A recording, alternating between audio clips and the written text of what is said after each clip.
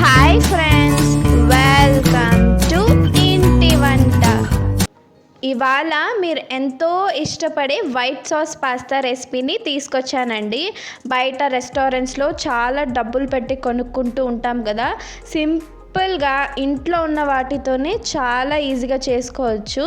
నేను చెప్పిన ప్రాసెస్లో తప్పకుండా ట్రై చేయండి. రెస్టారెంట్ కంటే కూడా మంచి టేస్ట్ అనేది వస్తుంది. మరి లేట్ చేయకుండా ఆ సింపుల్ మెథడ్ ఏంటో చూసేద్దాం పదండి. ముందుగా స్టవ్ ఆన్ చేసుకుని ఒక పాత్ర పెట్టుకోండి. అందులోకి 1 లీటర్ వరకు వాటర్ని వేసుకొని బాగా బాయిల్ చేసుకోండి. ఇందులోకి రుచికి సరిపడా సాల్ట్ కూడా వేసుకోండి. అలాగే కొంచెం ఆయిల్ కూడా వేసుకోండి. ఇప్పుడు ఇందులోకి 2 కప్పులంతా పెన్నీ పాస్తాని వాడుతున్నాను. మీరు ఏ పాస్తా అయినా వాడచ్చు, బట్ దీనికి పెన్నీ పాస్తా అయితే చాలా బాగుంటుంది.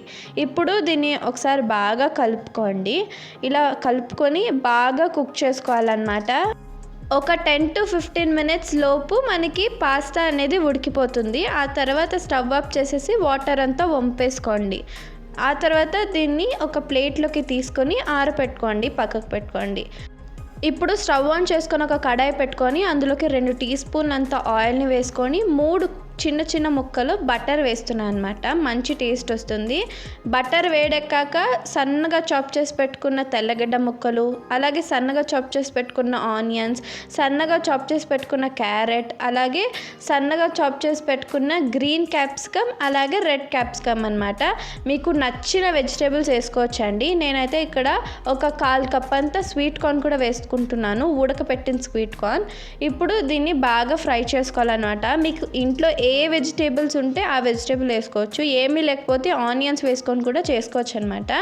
ఇప్పుడు ఇందులోకి రుచికి సరిపడా ఉప్పు, అలాగే ఒక 1/2 టీ స్పూన్ అంత మిరియాల పొడి, అలాగే మనం 1 టీ స్పూన్ అంతా ఇటాలియన్ సీజనింగ్ వాడుతున్నామండి. మీరు దీని ప్లేస్లో ఆరిగానో కూడా వేసుకోవచ్చు.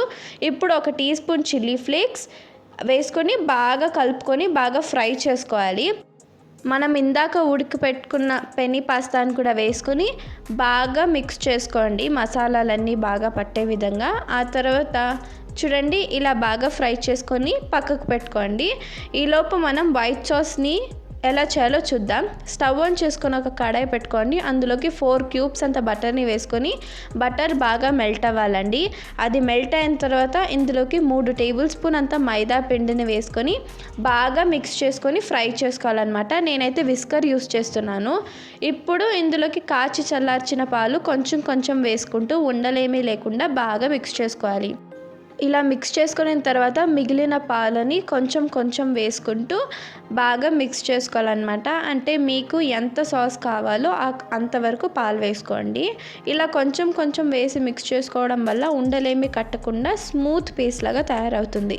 ఇప్పుడు ఇందులోకి రుచికి సరిపడా సాల్ట్, అలాగే ఒక 1/2 టీ స్పూన్ అంతా మిరియాల పొడి, అలాగే మనం 1 టీ స్పూన్ వరకు చిల్లీ ఫ్లేక్స్ వేసుకోండి. అలాగే 1 టీ స్పూన్ అంతా ఆరిగానో లేకపోతే ఇటాలియన్ సీజనింగ్ ఏదో ఒకటి వేసుకొని బాగా మిక్స్ చేసుకోవాలి. ఏది లేకపోతే వేయొద్దండి. ఇప్పుడు ఇందులోకి 3 to 4 చీజ్ స్లైసెస్ని వేసుకొని బాగా మిక్స్ చేసుకోవాలన్నమాట. ఇది కొంచెంసేపు కుక్ చేసుకోవాలి. ఎంతవరకు అంటే ఇలా థిక్ కన్సిస్టెన్సీ వచ్చేంత వరకు. ఆ తర్వాత ఇందులోకి మనం ఇందాక ఫ్రై చేసి పెట్టుకున్న పాస్తాని కూడా వేసుకొని మిక్స్ చేసుకోండి. ఇలా బాగా మిక్స్ చేసుకొని మూత పెట్టి ఒక 5 నిమిషాలు లో ఫ్లేమ్లో కుక్ చేసుకోండి. చూడండి, ఈ కన్సిస్టెన్సీలో వస్తే స్టవ్ ఆఫ్ చేయండి. స్టవ్ ఆఫ్ చేసేసుకొని సర్వ్ చేసుకోండి. ఇది చల్లారాక ఇంకొంచెం థిక్ అవుతుందన్నమాట. అంతే అండి, white sauce pasta ready. Try చేసి ఎలా ఉందో కామెంట్ సెక్షన్లో చెప్పండి. Thank you for watching. Please